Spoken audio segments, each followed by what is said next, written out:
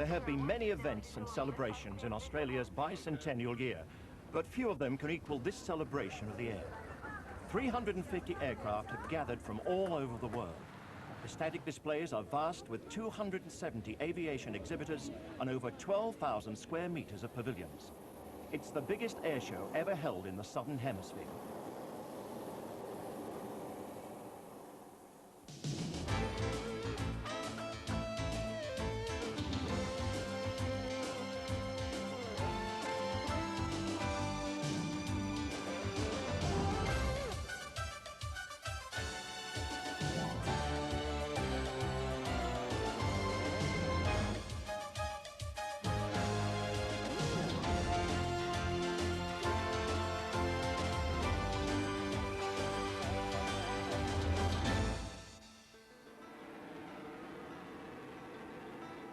It's 9 o'clock in the morning, and already the crowds are flocking into the Richmond Air Force Base just north of Sydney.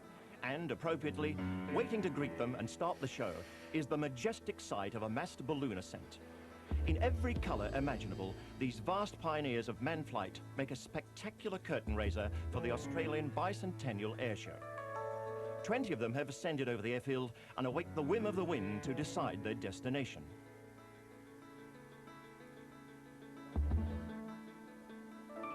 For the Royal Australian Air Force, this is without a doubt the major event, maybe major aviation event of our bicentennial year. Certainly it'll have tremendous spin-offs for us as far as recruiting is concerned, but it's anything but a mere recruiting exercise. This is, to put it in one single phrase, a celebration of Australian aviation. The Royal Australian Air Force has been a major part of our aviation history, and we're here to celebrate that. Nothing like this has ever been attempted before in Australia. Nothing like this has ever been attempted before in the Southern Hemisphere. Look around you, what we have here at Richmond, and I think you will see that we have never done anything like this before, and I doubt, short of 100 years from now, we're likely to do it again.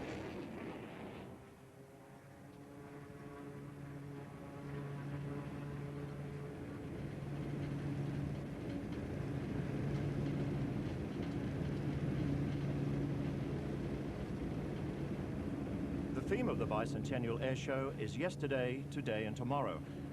And there are quite a few old warbirds here to remind us that they were top guns even in the First World War.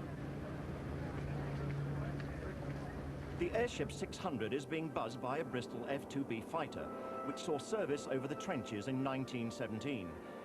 Powered by a Rolls-Royce Falcon engine, it carried a pilot and a rear gunner and a dozen 20-pound bombs. The Fokker triplane was its adversary in many dogfights. The most famous fighter of World War I, it numbered many distinguished men amongst its pilots.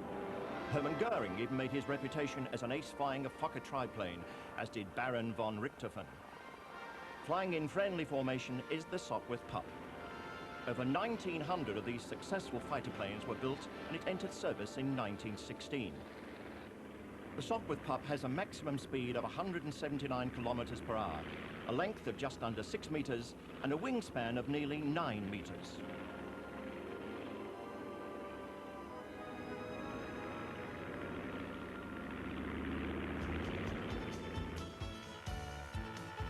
This biplane has much smaller dimensions, but is built just as faithfully to the original.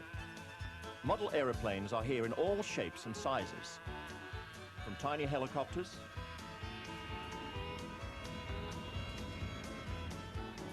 to fighter planes that do everything but strafe the runway,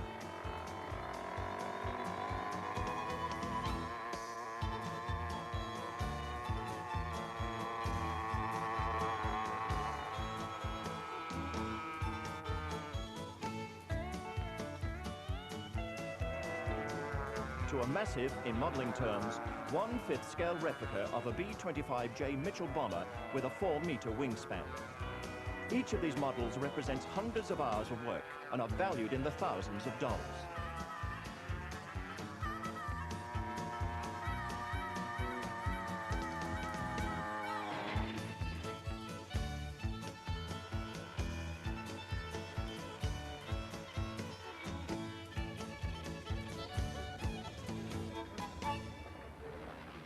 The aeroplane you see here is the Super Chipmunk.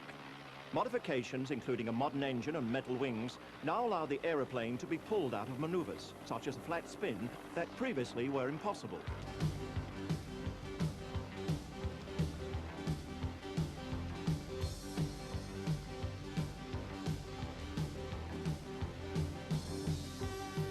Incidentally, the smoke you see coming from under the fuselage on this and many aircraft at the show is produced deliberately to make it easier to trace the aircraft's movements in the air.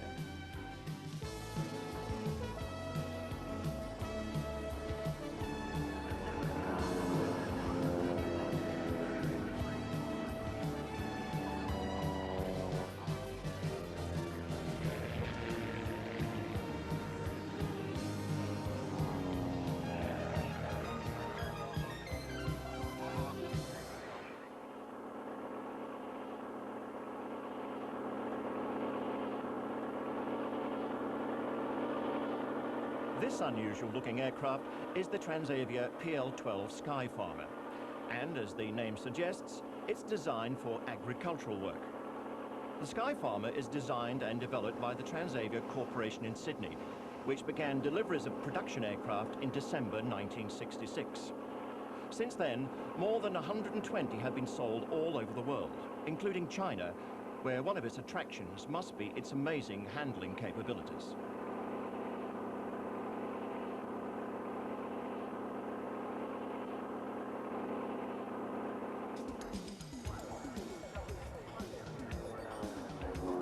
The intrepid gentlemen you see here are the Sky Dancers, the only civilian formation aerobatic team in Australia. Flying around the sky just 3 meters apart is a young man's occupation, you might think, but the three pilots have amassed 88 years of flying between them. The planes they are flying are all Pitt Specials, probably the best-known aerobatic aircraft in the Western world.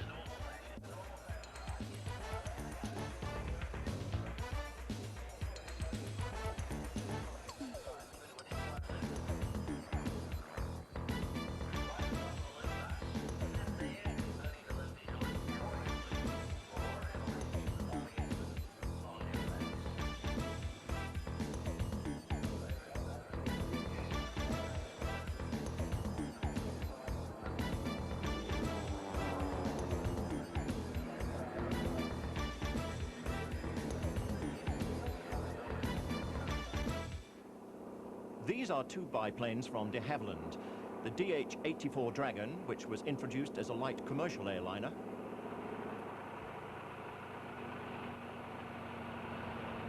and the DH-87 Hornet Moth, a two-seater touring biplane built in 1937.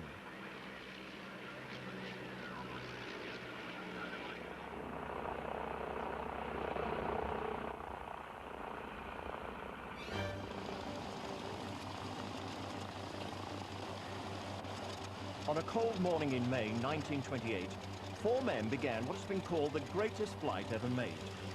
The airframe was Dutch from the famous Fokker company, and the three engines were mighty Wright whirlwinds. The aircraft was the Southern Cross, piloted by Charles Ulm and Charles Kingsford Smith. The flight was from San Francisco to Brisbane, which they completed in just over 83 hours flying time.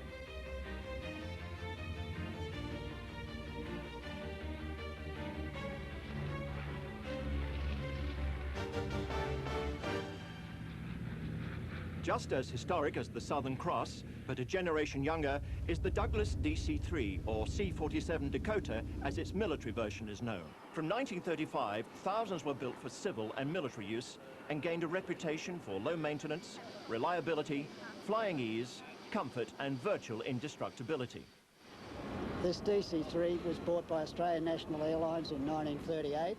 It was used as a domestic passenger aircraft between Melbourne, Sydney and Brisbane. It's had a fairly interesting career, been involved in 3 major accidents, been repaired 3 times, went out of service in about 1973. It's done 67,000 hours, which is the equivalent of about 3 trips to the moon or something. In one of the accidents, the left-hand engine caught fire and the pilot descended and made an emergency landing at Yass, which resulted in the aeroplane being badly damaged with a collision with trees. The left-hand wing was removed. It was dismantled, road transported to Sydney, where repairs were effected, and the aeroplane was put back into service again. Just to show that it does keep up with the times, Ansett have brought examples of their modern jet fleet to the show. The British Aerospace 146 you see taking off is a short-haul airliner and is used extensively in Europe, where its comparative quietness allows it to be operated out of city airports 24 hours a day.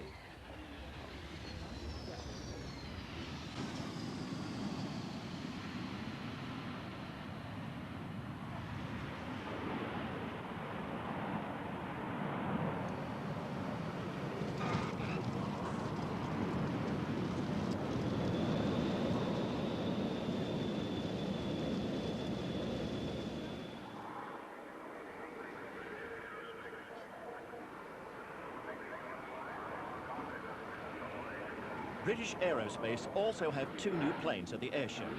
The Hawk 100, a two-seater advanced trainer, and the Hawk 200, a single-seat multi-role fighter. The Hawk is in service with a number of air arms and has flown almost 500,000 hours.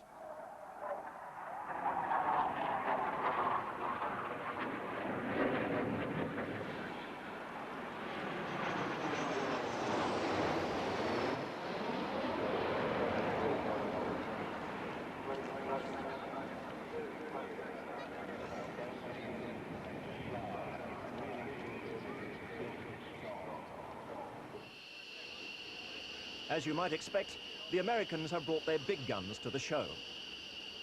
I've been flying aircraft since 1972, and being young and energetic and sometimes a little reckless, there's some things that you do as a younger pilot that you don't do now now that I've been doing it for a while. I'm much more conservative than I was before, based on my experiences. I think I'm a better pilot because of that conservative approach. I think I'm much safer now than I was before. So from that regard, I think it's good. But there are some times, because we fly aggressively and very dynamically, that a recklessness is an attribute. It's a positive characteristic. And that's the things that the young people have that I may be losing in my older years. Many experts consider the F-15 Eagle the best fighter in the world. Designed for air-to-air combat, it performs in a number of other roles and can deliver a staggering 7 tons of offensive weapons. The F-15 is designed to outfight any current or projected enemy aircraft. The two Pratt & Whitney turbofan engines can develop a maximum speed for the aircraft of 2,660 kilometers per hour. The new version can operate at weights up to 38,000 kilos, twice as much as the famous B-17 Flying Fortress. The F-15's amazing performance is achieved through a high thrust-to-weight ratio and low wing loading. The F-15 holds the world record for a time-to-height performance, 65,616 feet in 2 minutes and 3 seconds.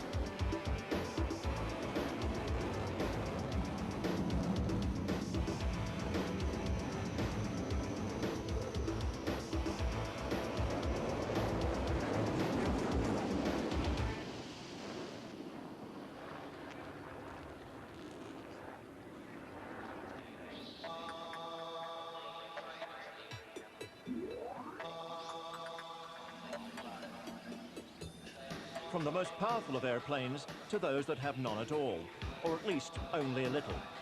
Some people can't resist putting an engine on anything, even a hang glider.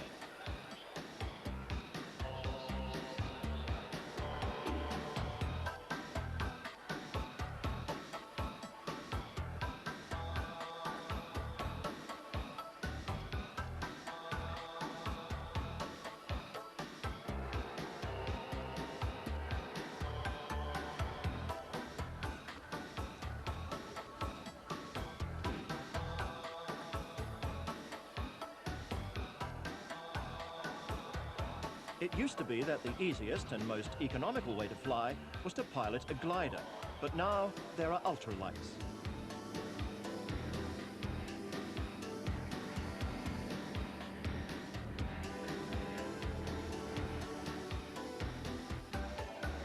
Well, in the early days there wasn't any compulsory requirement for training. There is now.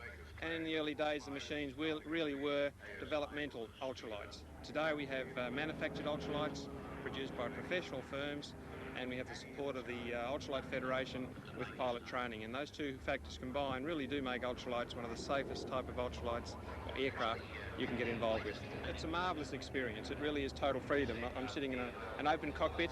I can see everything. You can really enjoy your flying, and you're not paying a fortune for it. It's really the only way to fly. Total freedom.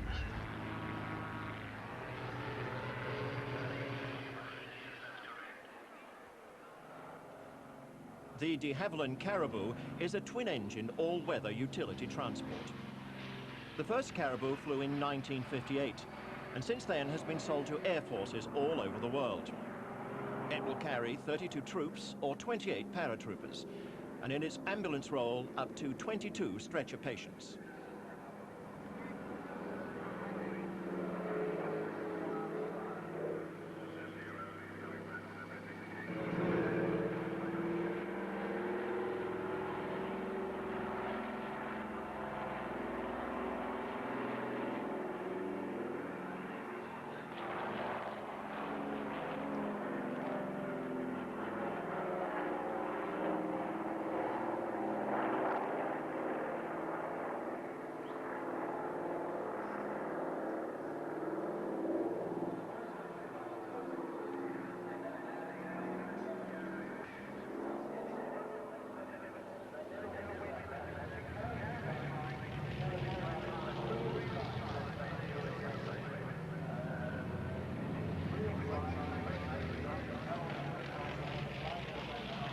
Despite its ungainly and clumsy appearance, the Caribou is highly maneuverable and designed to land on unpaved runways.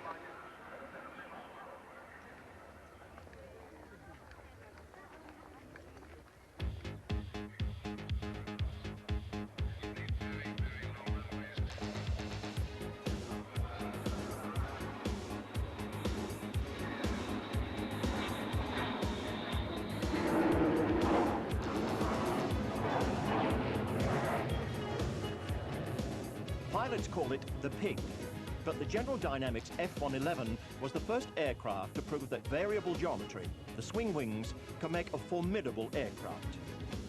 Its range of 3,747 kilometers make it one of the few aircraft able to fly long distances at low altitude. Although it was originally designed as a fighter, the F-111 is in fact a bomber, carrying up to 12,000 kilos of conventional bombs. The Raven version of the F-111 is equipped as an electronic countermeasures craft, a jamming platform, used to clear the way through defenses for attack aircraft.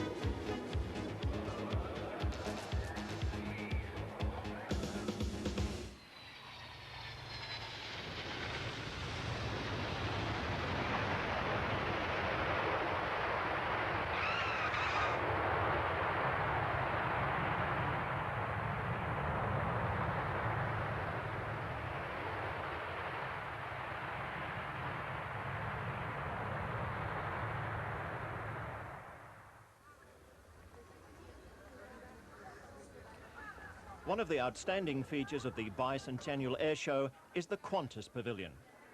It's a landmark which can be seen from all over the airfield.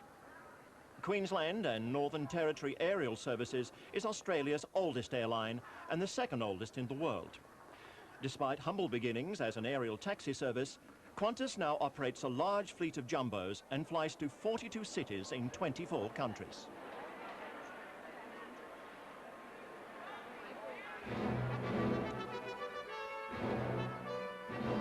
The static displays of World War II aircraft draw thousands of visitors. And all the legends are here. The Messerschmitt 109,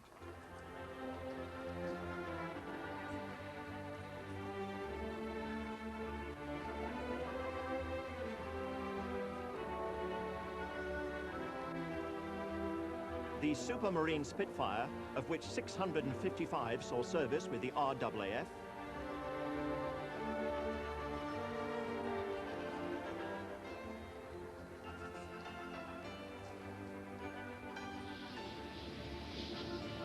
the North American aviation Mustang that still looks impressive in flight.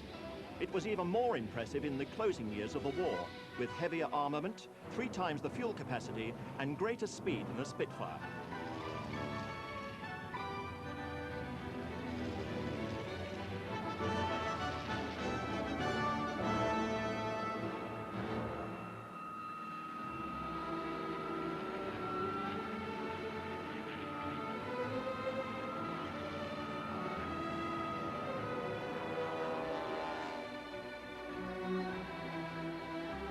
The display of great fighting planes is almost endless. This is the Sea Fury.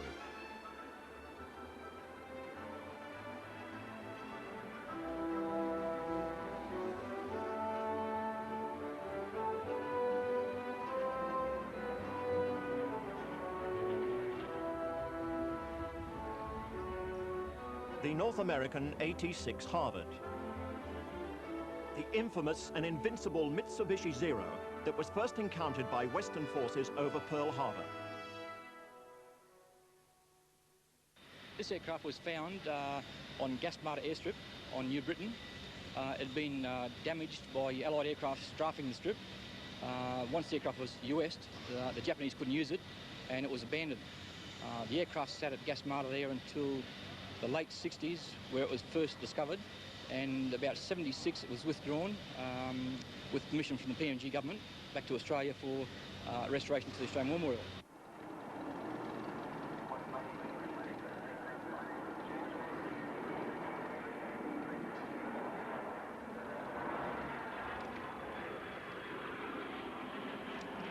Anybody familiar with early jets will recognize this aircraft, the de Havilland Vampire that served as a jet trainer with the Royal Australian Air Force.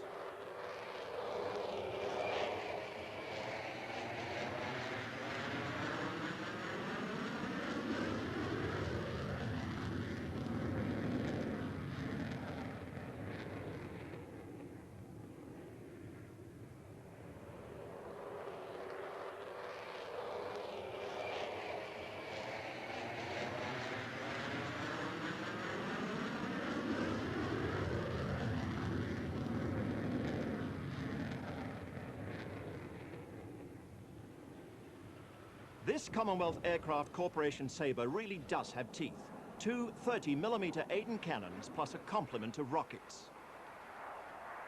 When it met its opposite number, the MiG-15 over the skies of Korea, the opposing pilots seemed unwilling to enter combat and became a source of constant frustration for US pilots.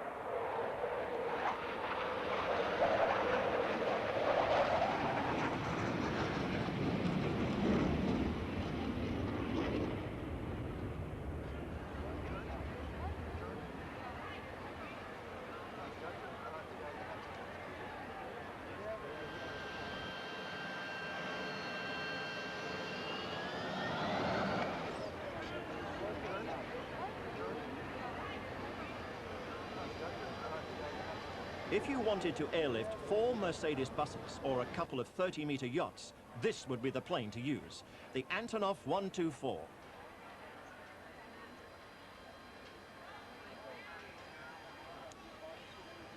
The cargo hold is so large, the Wright brothers could have taken their first flight entirely inside it. The Antonov 124 holds the world record for an airlift, 171,000 kilos. And it's able to operate on unpaved runways. So if you wanted to erect an airport in a remote area, you could fly the buildings in and the construction crew all in one hop. Our Ruslan is the biggest plane in the world now, and this size is 73 meters wingspan and 70 meters length and high 21 meters. The eyes of the pilot are located on the 12 meters on the ground. Oh, my experience is 14,000 flight hours and more than 30 years. That's my profession.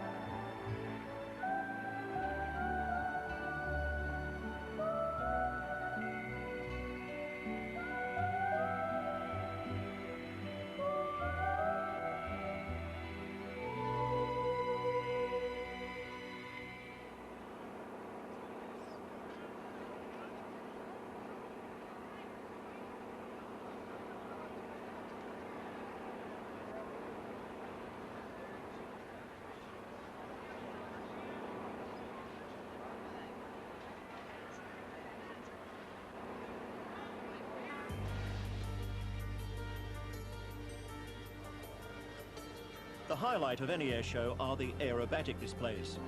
This is the Russian champion, flying a plane especially designed for aerobatics. The Sukhoi Su-26M is of all metal construction and stressed to high limits. It has to be. During some of the maneuvers, the pilot is pulling 13 Gs. The engine is a 360 horsepower M14P 9-cylinder radial engine producing a maximum speed of 350 kilometers per hour and a maximum rate of climb of 1,080 meters per minute. This is some of the most superb aerobatic flying you're ever likely to see.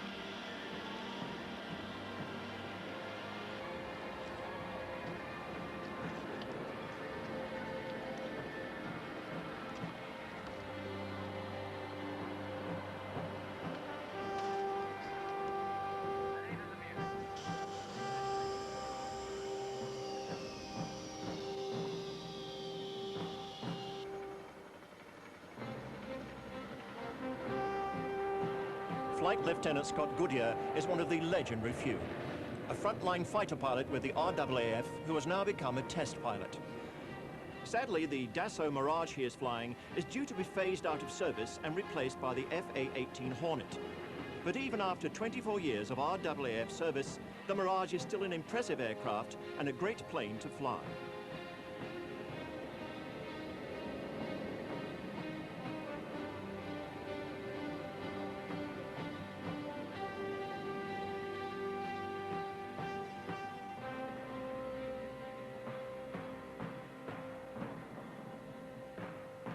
Scott, I've got to ask you, any similarity between the movie and Top Gun and what you do with this aircraft? A lot of people ask that. In fact, the flying sequences in the movie are fairly close to life. The workload in the cockpit and both pilots being fairly frantic is basically what will happen in air combat. I've got to admit the tactics in the actual movie are more for the camera than actually what would really happen, but for a person who's never really experienced it, it's fairly true to life. How did you become a fighter pilot? Well, first of all, basically I started with a love of flying. Applied to join the Air Force, basically to fly, did a 12-month pilot's course, lucky enough to get sent to a fighter squadron for 3 years. And then I chose to take a postgraduate course and become a test pilot, and that's what I am flying as now, a test pilot. And you see that the orange and white colours are not really operational type colours, but for test flying, they're very, very visible. So that's why we painted up that colour, to make it highly visible for trial tasks. How stressful it is flying aircraft like this? Is it a stress game? It is stressful. Like most of my sorties may only range between 0.8 to 1 hour, but in that 1 hour I'm working very hard the whole time on most of the sorties I fly, and I'll come back wrung out basically. What's it like up there when you're doing all those aerobatics? Oh, it's great. I love it. I really do. I take it you don't have a big meal before you go up? In fact, it's funny you mention, you've got to eat something, otherwise I find that it's far more difficult to fly. But no, I don't have a big meal, no.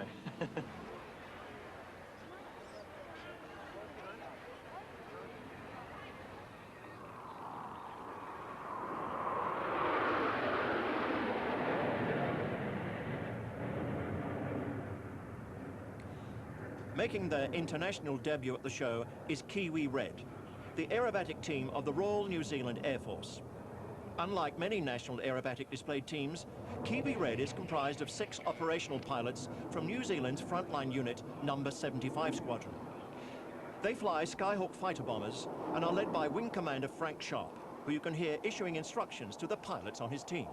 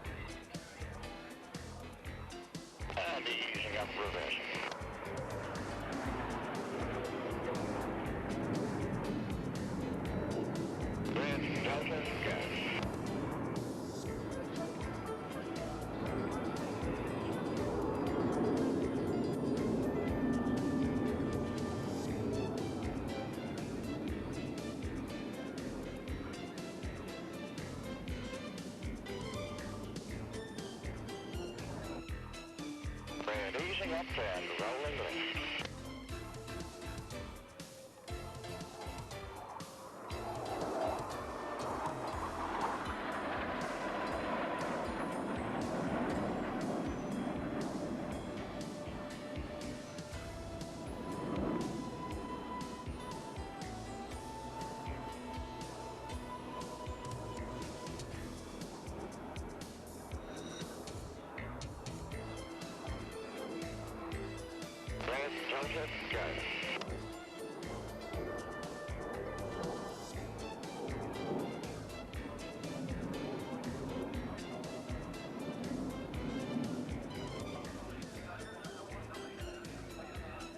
A lot of people down there and descending for the bomb burst.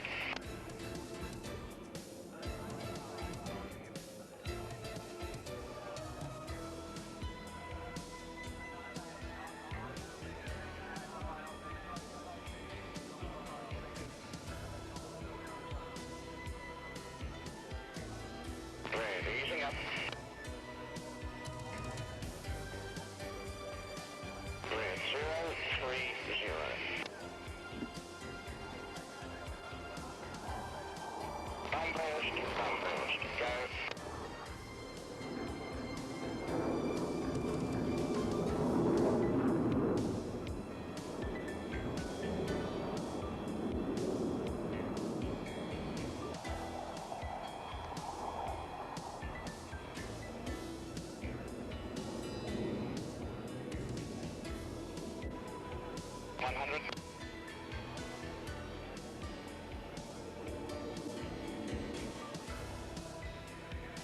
Backing slide. 50. Roll stop.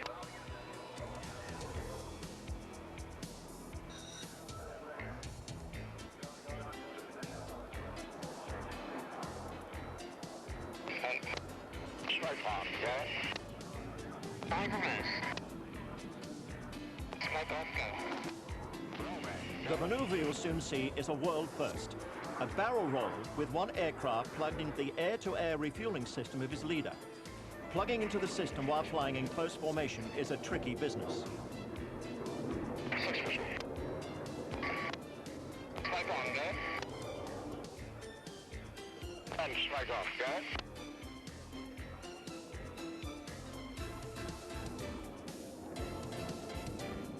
Straight off, go. Easing up and rolling left.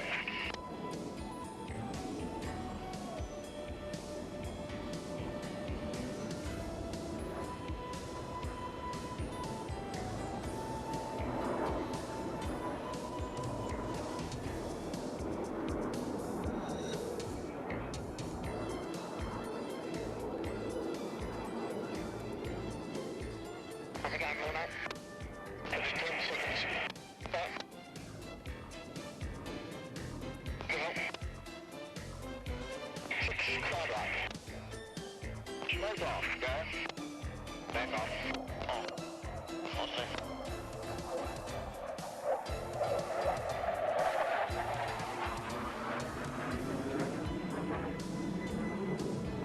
Vertical.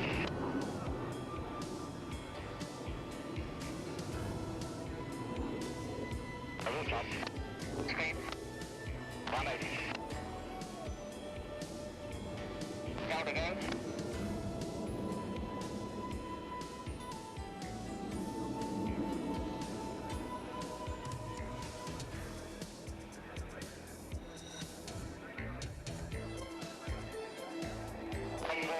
Bombers, go.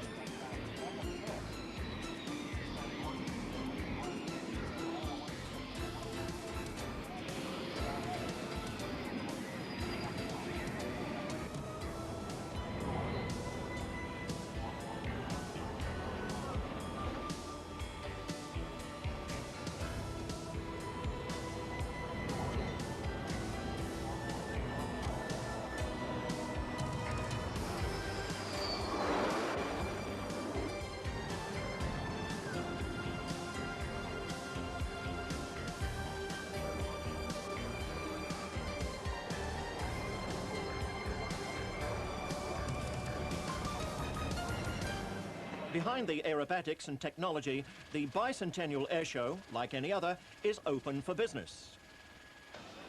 Well, we have brought here a range of all our products, both civil, military aircraft, guided weapons, and a whole range of systems and equipment. Finally, our space areas. In China, the labor is cheaper. Transplant vehicles are cheap, and we do not seek for high profit, excessive profit.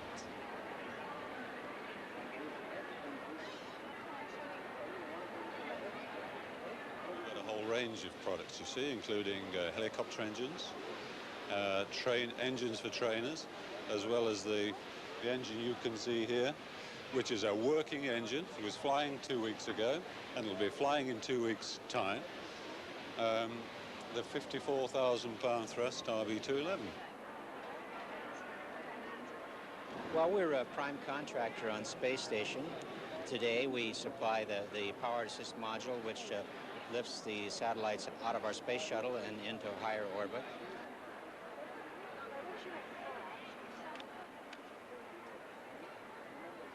We have good technology, top-of-the-line technology, and we're looking to develop that technology in conjunction with Australian industry.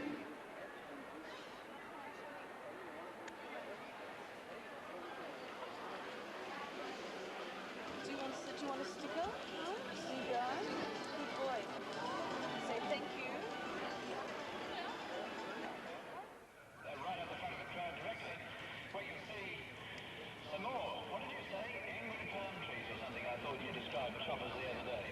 Just the thing for a quick shopping trip is this rotorcraft.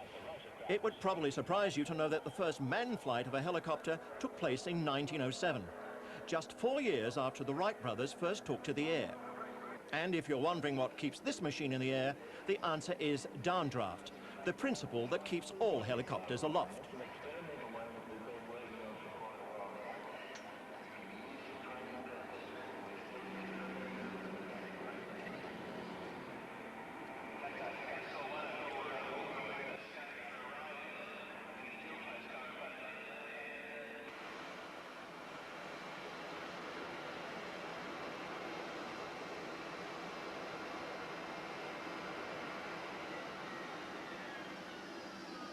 More conventional are these Bell Kiowa helicopters.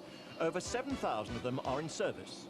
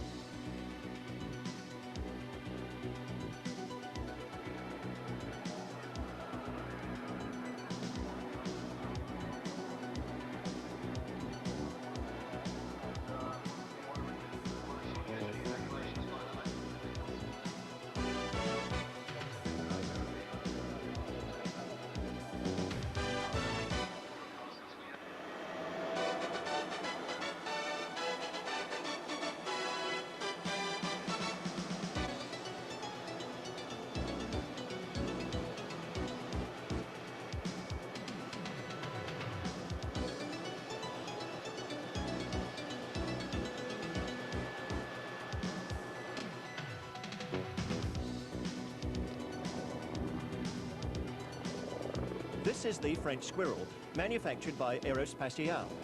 More than 1,000 have been delivered, and it's in service with the Australian Air Force and Navy.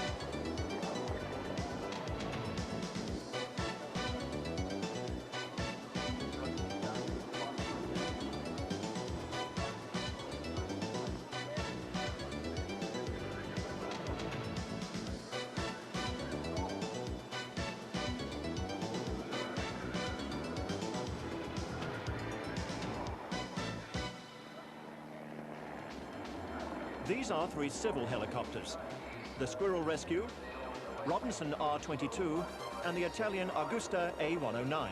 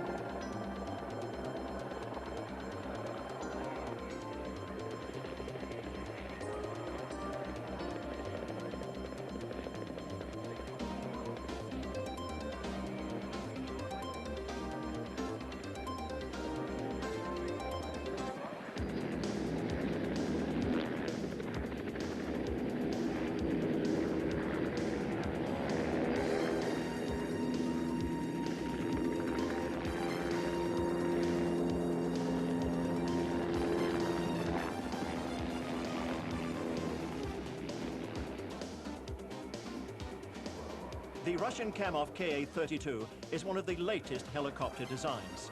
In its military form, it is used for anti-submarine warfare and utility transport. The twin rotors give enormous lifting power.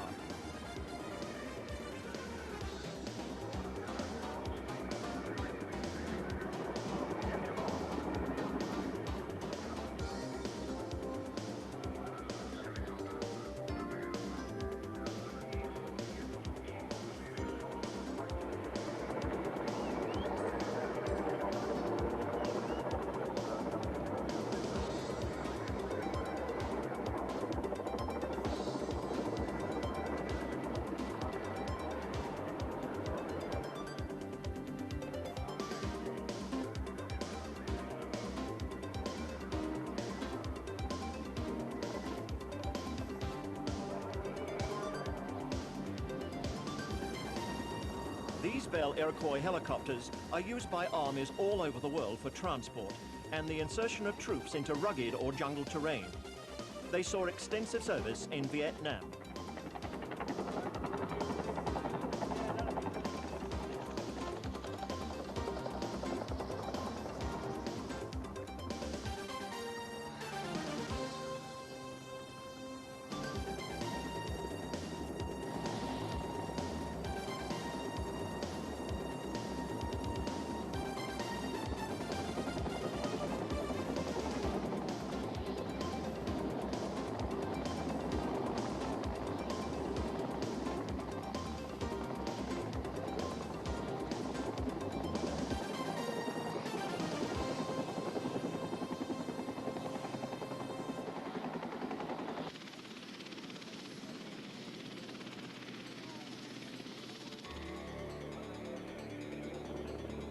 The Westland Sea King is used by navies for anti-submarine warfare and search and rescue. These two are based at Nara and normally carry anti-submarine torpedoes and depth charges.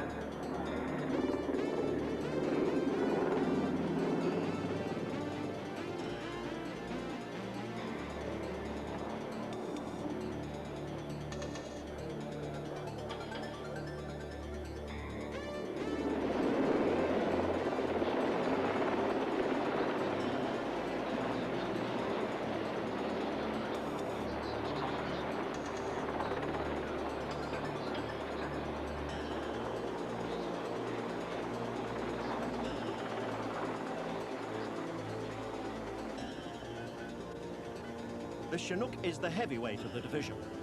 Able to carry a payload of several tons, it can insert a number of troops and their equipment into the field.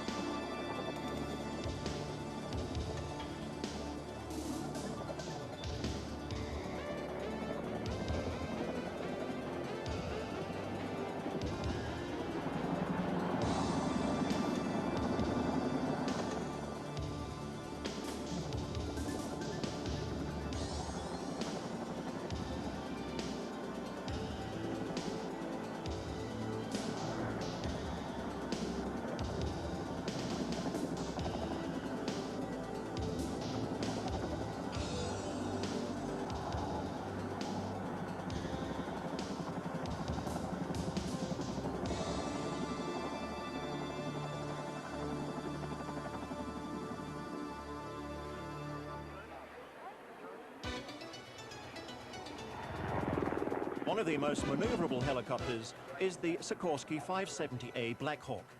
Just watch the pilot throw it around the sky.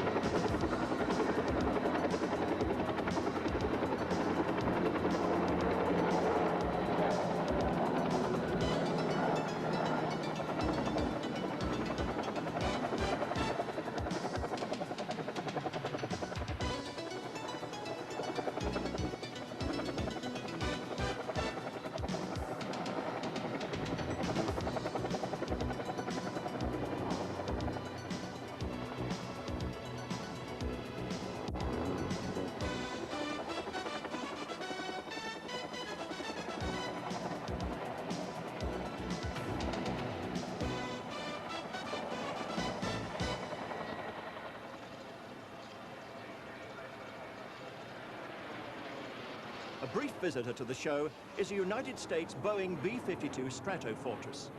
This massive plane is deployed as the strike aircraft for the US Strategic Air Force. It's a sobering thought that just one of these can deliver more destructive power than all the weaponry used in the Second World War. This B-52 has just flown in from Guam, a 25-hour round trip, and after a few passes over the runway, leaves again without even landing.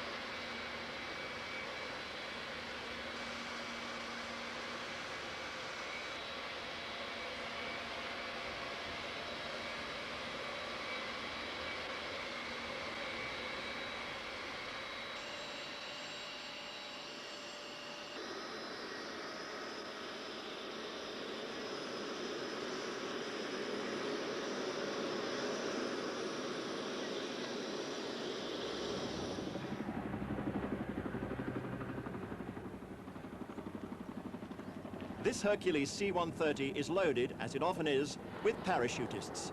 The Hercules is the most successful military transport in recent years, with over 2,000 having been delivered. The RAAF operates 24 of them.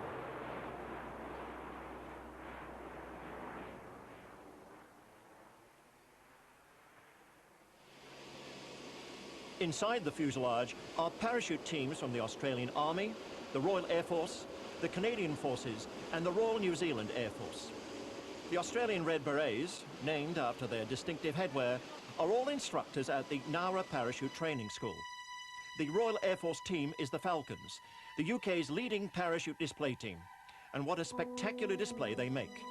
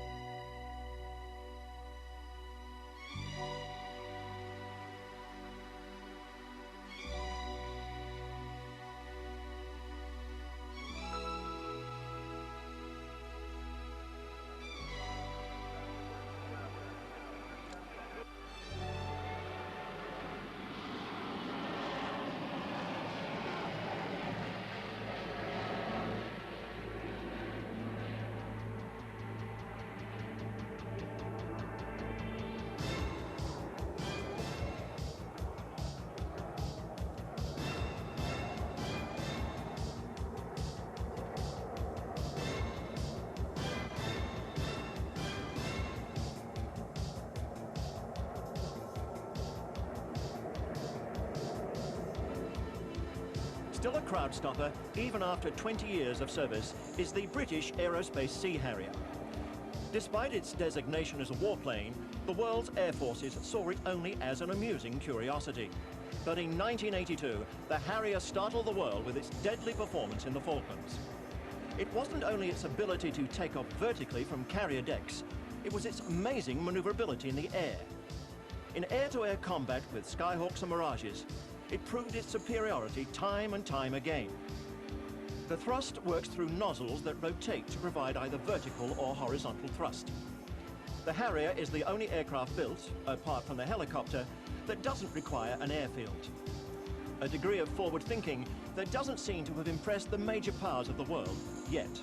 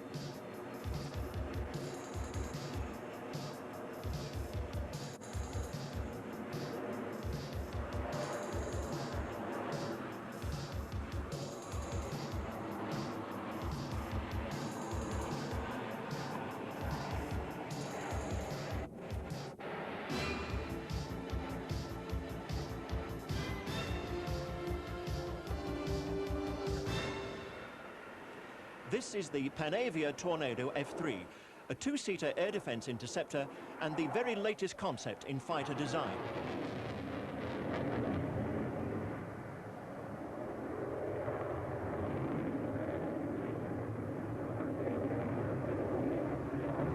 Well, it's designed for operating over the North Atlantic, so it has very long range, very large weapon load to take out any threat to the UK.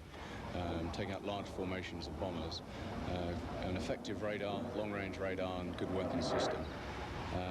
It's very fast. It's probably the fastest fighter around these days, and it's reasonably maneuverable, but not in the fighter sense, dogfighting sense of the word. It's a maneuverable interceptor.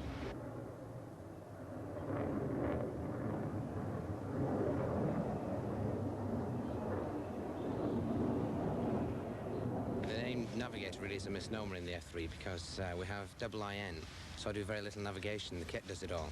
It's all done on a little tape and put in the computer. It just tells you where to go. So really my job involves operating all the various bits of equipment, mainly the radar. My primary task is to find targets on the radar and maneuver the F3 verbally into a position where you're able to either engage them or go around the back to identify who they are.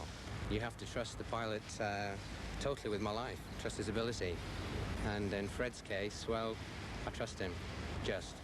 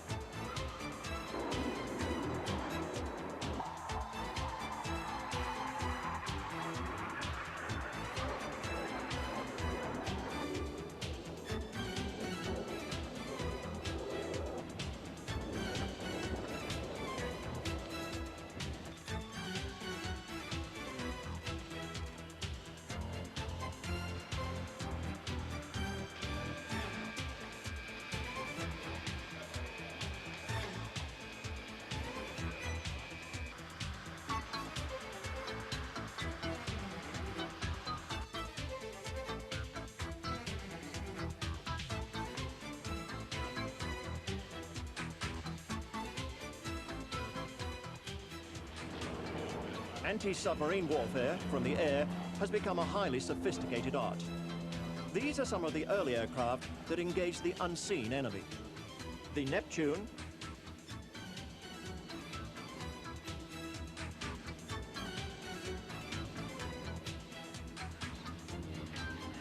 the Ventura,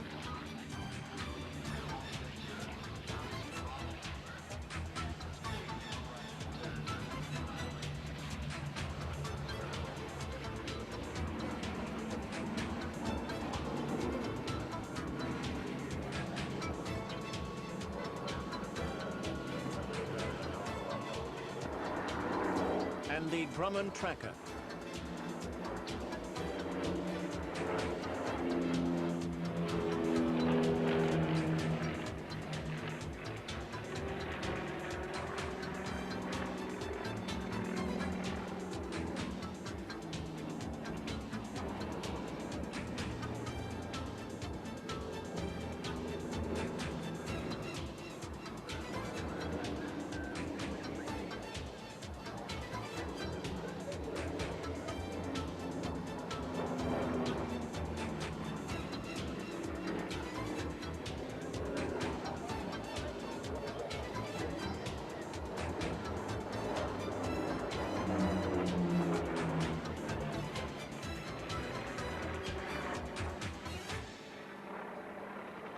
This is one of only two jet-powered anti-submarine warfare aeroplanes, the British Aerospace Nimrod MR2.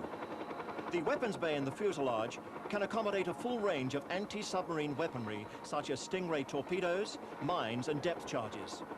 The wingtip pods have electronic warfare support measures equipment.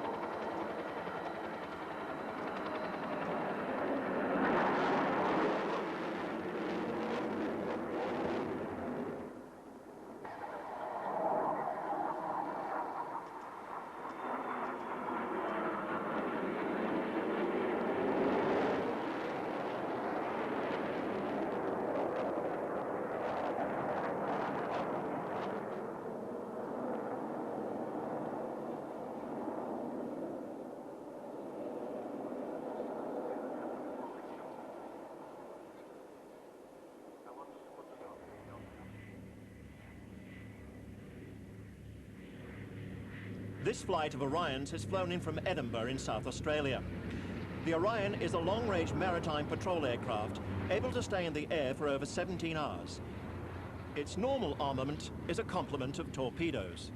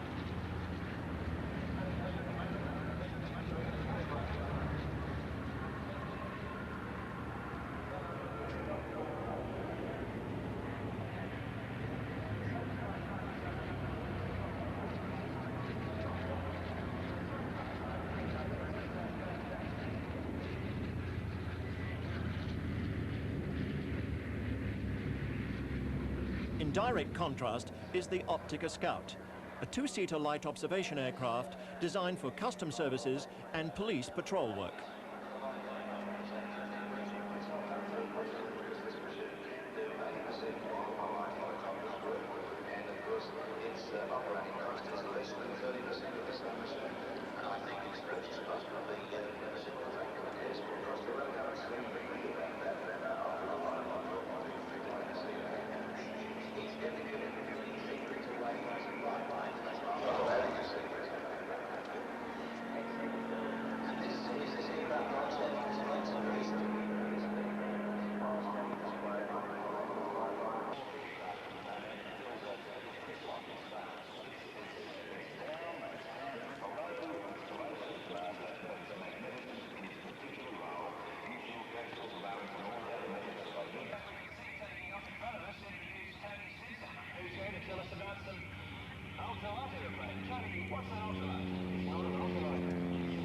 This is the Christian Eagle, designed as an economical transport, and the Skytech Maverick, built by Skytech of Western Australia.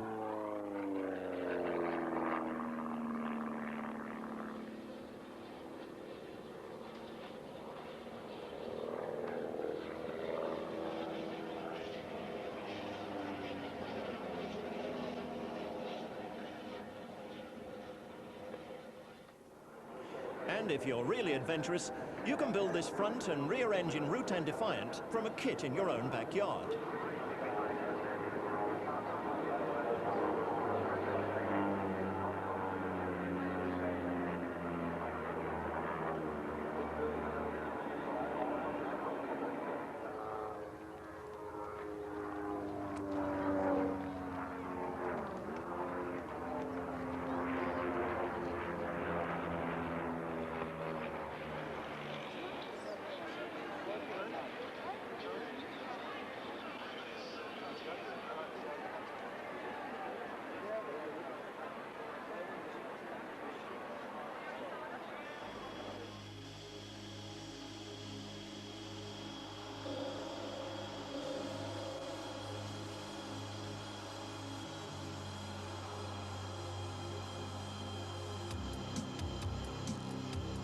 This is the McDonnell Douglas FA-18 Hornet, a multi-mission lightweight fighter attack aircraft.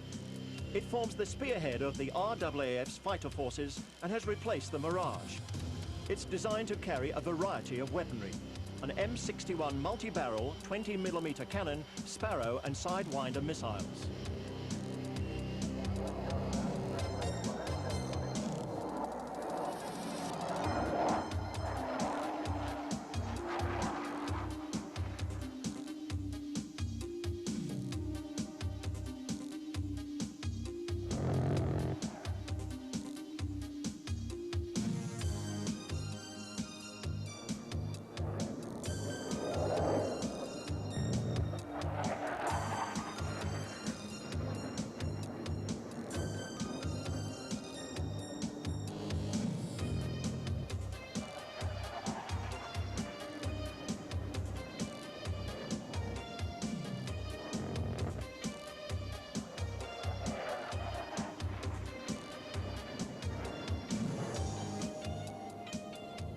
Psychology in training of a fighter pilot is a fairly important aspect of his training.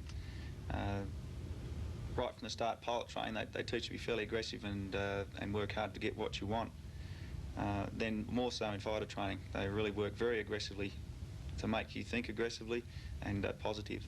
Not much time for mistakes, so you have to have a good decision making, and it's got to be a good decision. So they work on that, and you need to be aggressive in your outlook to how you're going to fight.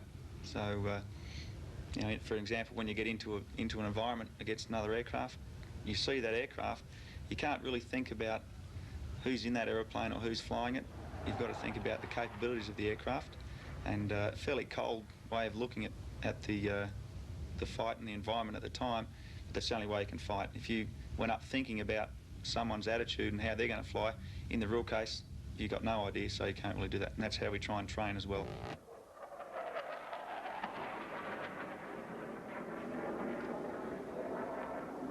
It's just total concentration, really. I don't think about the crowd or anything. I'm just thinking about the show, the next manoeuvre that I'm doing, the numbers that I need to meet to carry on with the next manoeuvre and so on. Just the aeroplane and me, that's all I think about. I have to reach a certain height above the ground and a certain speed through the air before I can commit my nose down for a manoeuvre, so I'm concentrating on meeting those numbers.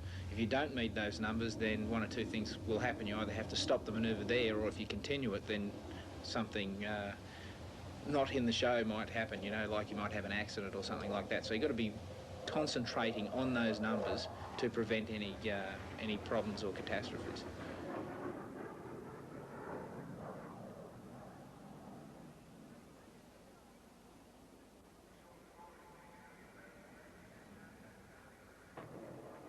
Not so much instinct, that's probably a bad word for it. What we rely on is skill and taught processes, you know, recognising attitudes, airspeeds and so on. And when we go and work up a solo demonstration, we don't start low like you see it at the show. We start at a higher altitude so that there's more room for error. And then as you become more current at it, then you just progressively get lower and lower and lower. We've got more power than the starting grid of the Formula One Grand Prix at Adelaide, for instance. We've got about 24,000 horsepower. And that's all in one vehicle and one man in it. So it's a buzz. It's a thrill. It's good to get paid to do it, put it that way.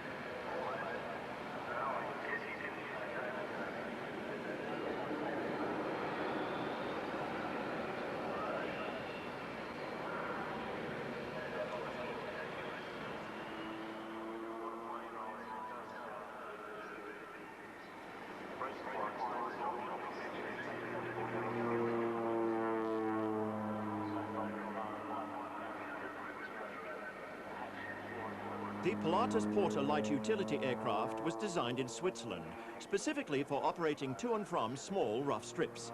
The Australian Army operates 19 of them.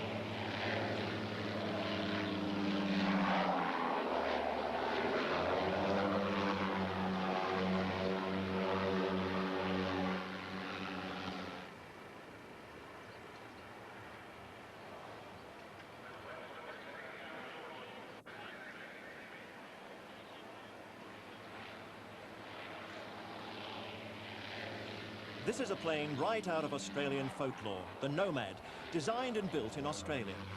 It is used by the military for battlefield liaison and by the Royal Australian Flying Doctor Service.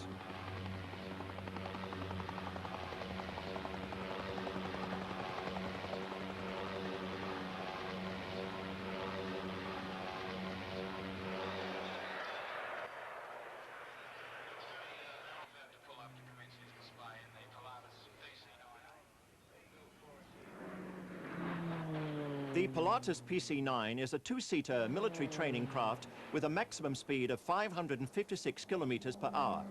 67 of them will be built at Bankstown in New South Wales for the RAAF.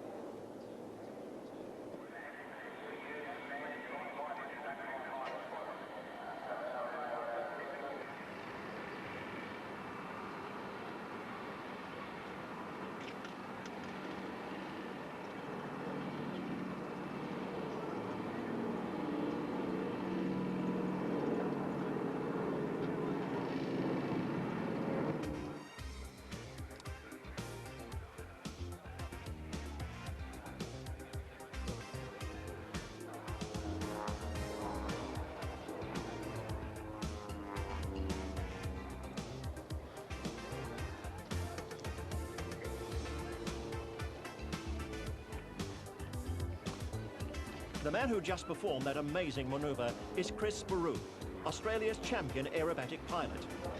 Chris has been Australian unlimited champion 13 times. The plane he's flying is a pit special.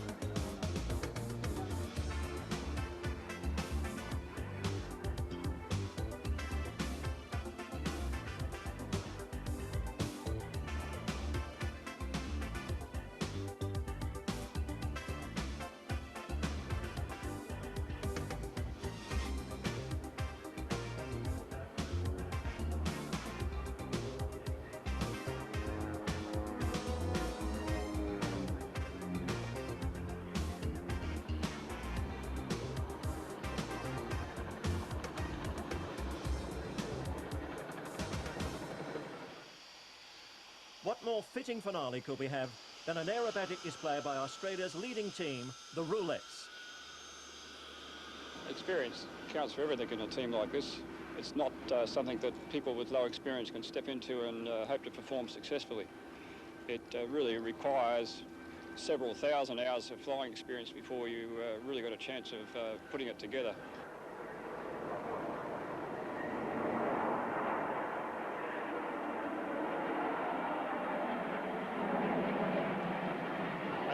Any incident shakes the confidence of a team. The problem I was faced with when I came back to lead this team is to get the team together. The team is everything about what we do. We have to know each other's abilities, trust in each other, and otherwise there is just no team. And any incident destroys that team credibility, if you like, and you have to work very hard to build that up. To be selected as a roulette, you have to be posted to RAF Base East Sale to Central Flying School for a start. That means you have been a flying instructor for some time, you've spent some time at one of our schools, and you would have some experience on a Mackie. 1,000 hours is now a minimum requirement we have to be in the team, and apart from that you have to be a volunteer, so we only take people who want to do the job.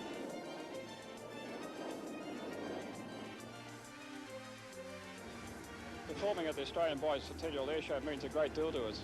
It's something we've trained very hard for. We are representing the Royal Australian Air Force at this display. So it really is perhaps the ultimate show that the team will do.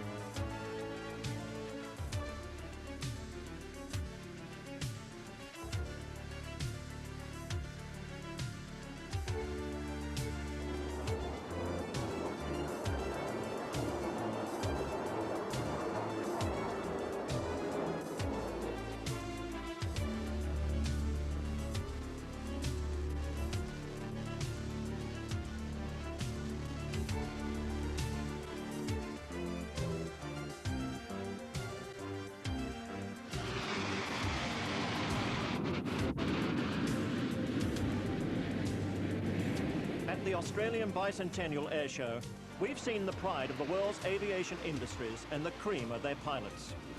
We've witnessed an aerial spectacular unprecedented in Australian history. It's unlikely that we'll see an air show of such size and scope here again.